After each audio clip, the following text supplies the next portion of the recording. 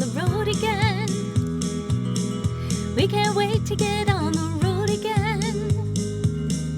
Telling stories to our family and our friends. We can't wait to get on the road again. On the road again. We can't wait to get on the road again. Telling stories to our friends. We can't wait to get on the road again.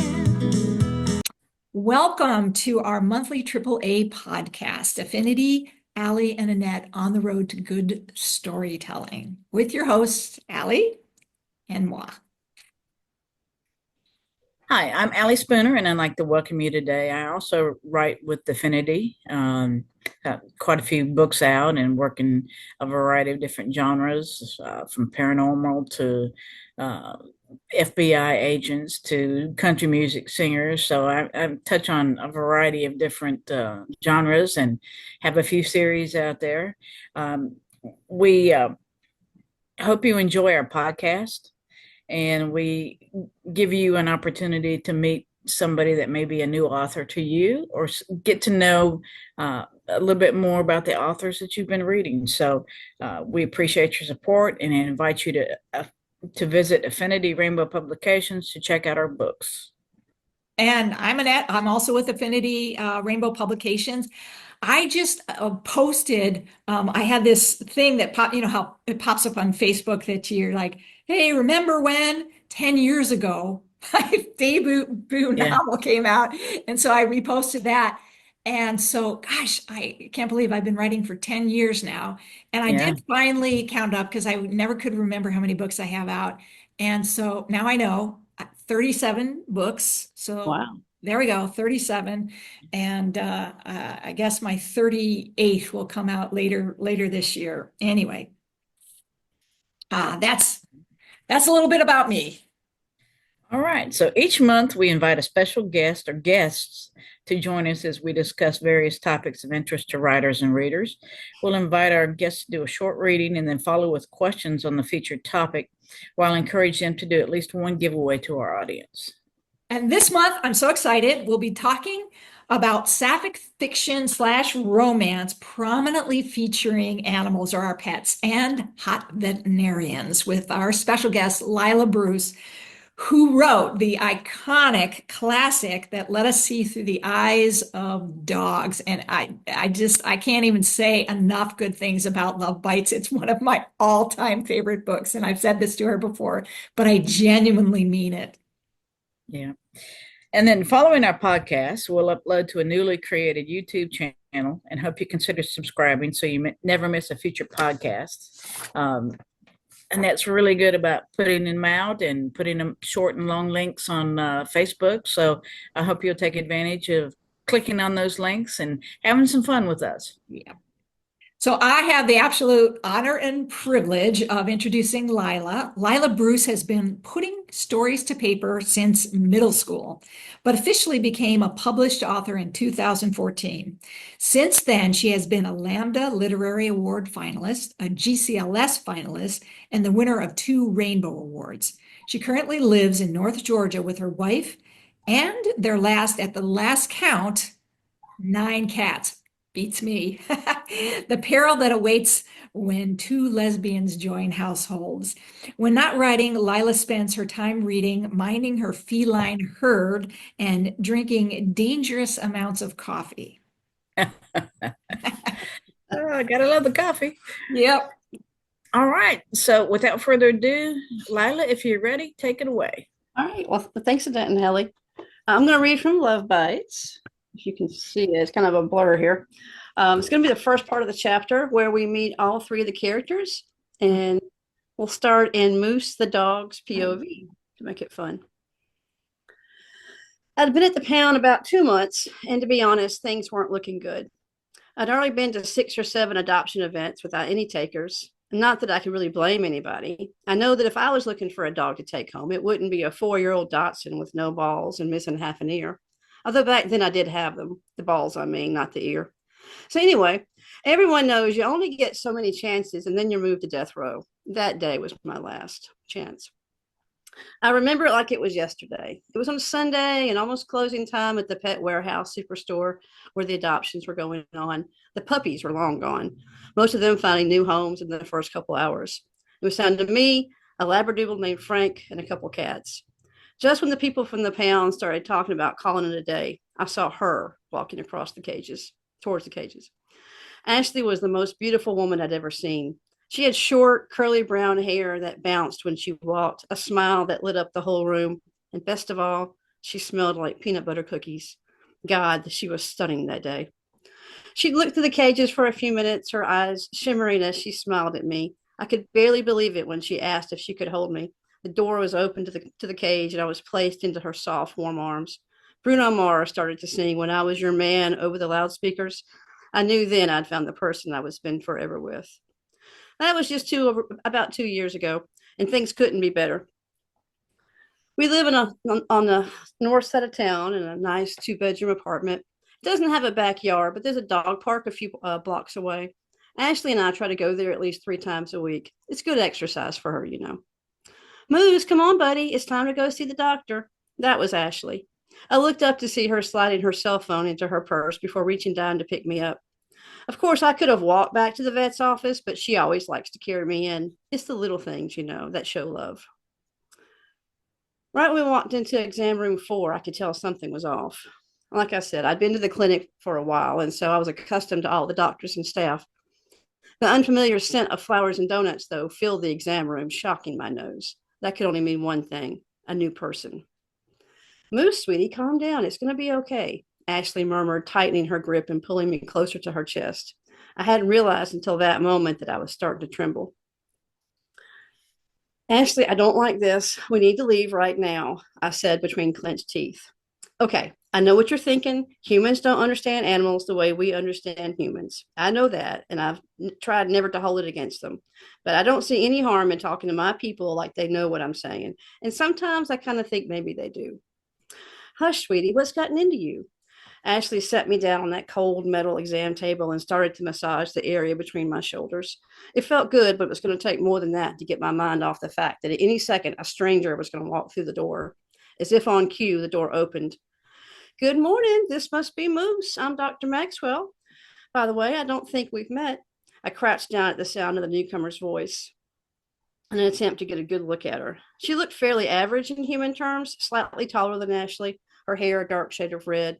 She wore a white coat that all the doctors did, and I couldn't help but notice that one hand was stuck in a front coat pocket. I didn't know what was in that pocket, but I wasn't taking any chances, so decided to keep my eyes on her. Good morning, Peyton. I felt Ashley straighten up abruptly and then go tense. It was obvious there was something about this new vet that had Ashley shaken up. That was enough for me. All right, Ashley, that is it. We're getting the hell out of here. You better stay right where you are, Dr. Maxwell, if that is your real name. I growled, baring my teeth to show the woman I meant business. It was one thing to try to hurt me, but there was no way I was going to let anything happen to my woman. Moose, stop that, Ashley Baldwin said, pulling back sharply on the snarling dog's leash. He glanced over her shoulder at her briefly before easing back down, positioning himself on the metal table so that he sat between Ashley and the vet. Moose lowered his growl to a faint rumble, but continued to keep his eyes trained on the woman in the white coat. Any other time, Ashley would have wondered what had gotten into her typically mild-mannered dog. But any other time, she wouldn't be standing 5 feet away from the ex-love of her life, Peyton Maxwell.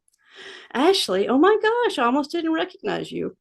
Ashley was breathless as she looked into the amber eyes that were staring back at her. Yeah, she said, finding her voice. It's you and here and wow, and I don't know what to say.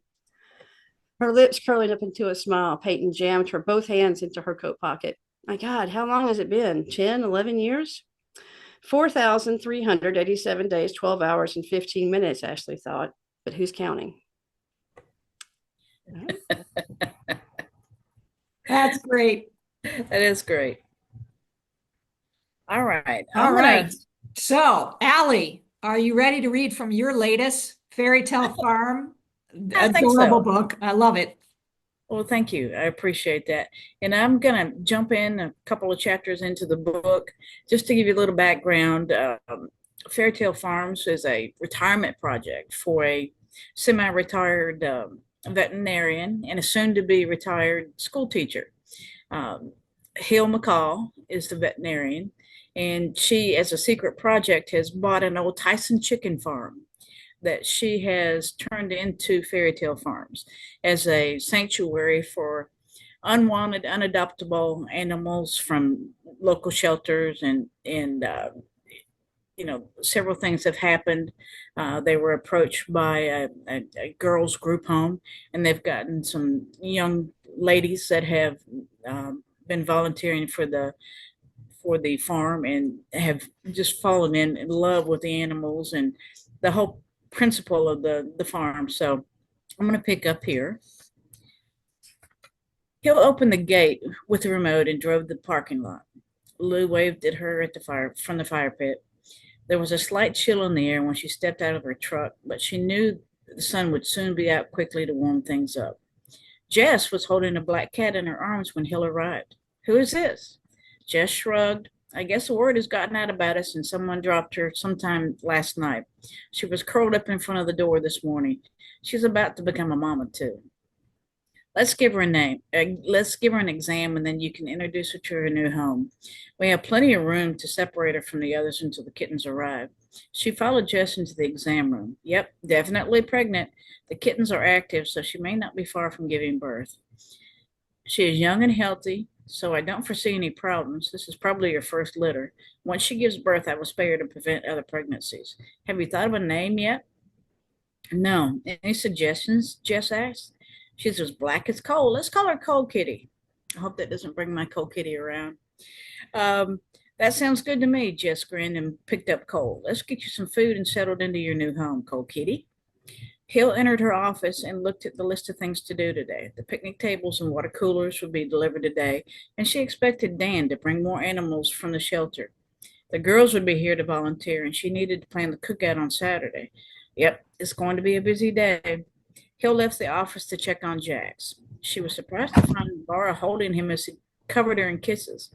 She checked her watch. It was barely 8. Anita looked up and smiled as Hill approached. I hope you don't mind the girls coming early. They've been pacing the house since 7. Hill chuckled. They're welcome any time. Girls, put your lunches in the refrigerator and we can get to work. They have plans for each of them to bring a side or dessert for Saturday. Are you sure that's all they need to bring? Anita asked. That should be more than plenty, Hill answered. I'll see you at 4 then, Anita said. Have a great day. Hill turned around to find that Haley had stopped to visit with Rex. She was shocked that he was licking her fingers through the chain link fencing. The super aggressive dog that had arrived last week was starting to show signs of progress. Rex shied away when one of the twins rushed past. One of the twins, Laura, she thought, approached her. I have someone new for you to meet. We had a beautiful black cat we named Cole find her way here this morning. She's pregnant and will have her kitten soon. I'm sure she would enjoy some loving and everyone else is fed. After everyone else is fed. That's right up my alley, Laura smiled. Maggie walked over to Hill. Where's Toby? She asked, frowning. Hill hadn't thought about how attached the girls would get to the animals. She smiled to comfort her. Toby has a new home. Lou and Betsy have adopted him as a travel companion. I'm sure they won't mind if you visit with him and play ball.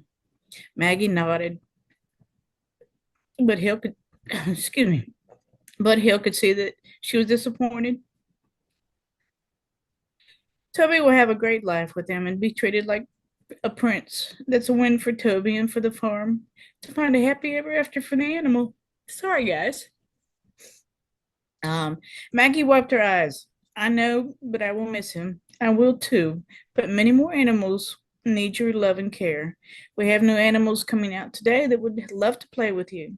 Terry is also adopting a cat, Sasha, who looks like a cat that she had for many years.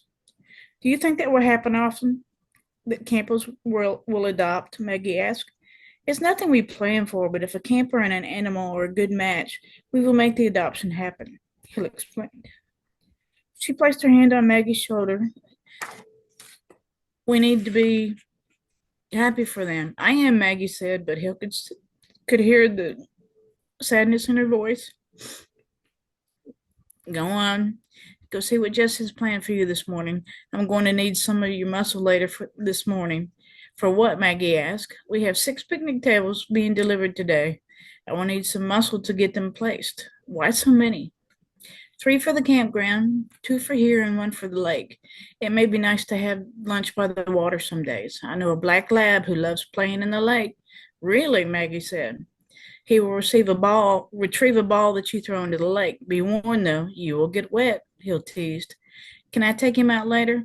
After lunch, when we have the table set up, I'll go with you, Hill promised. Thanks, Doc, Maggie said, and searched for Jess. Hill walked over to Haley. Rexer's responding well to you. He wants to be a good boy, Haley said. He's feeling more at home here. That's good to hear. Keep up the excellent work, Hill handed Haley several treats and left the compound. She walked over to the campground to talk with Lou and Betsy. Good morning, Lou said. It looks like the crew showed up early today.